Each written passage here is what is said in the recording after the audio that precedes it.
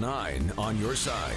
Breaking now, a shooting at the Frisch's restaurant in Winton Place. If you're not familiar with it, it's on Spring Grove Avenue at Winton Road. Not on your sides. Bryce Onslinger is there. Bryce, what are you finding out?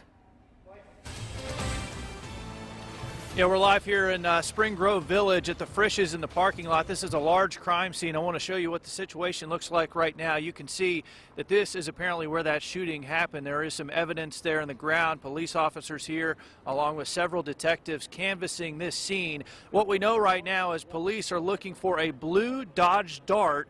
That blue Dodge Dart apparently has its back window kicked out, and they're looking for 2 suspects. They believe they have handguns. And if I want to show you the scene here, we are behind the Frisch's. You can see the drive-through window and officers canvassing the scene.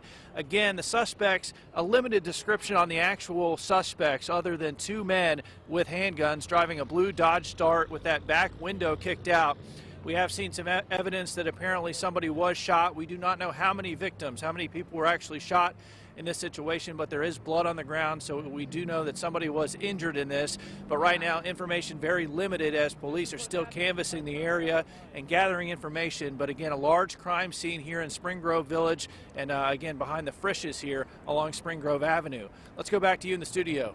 All right, Bryce, thanks so much. We want to give you 2 views of this. Dan Carroll is in Chopper 9. Of course, the only chopper getting you breaking news first is over the scene. Dan.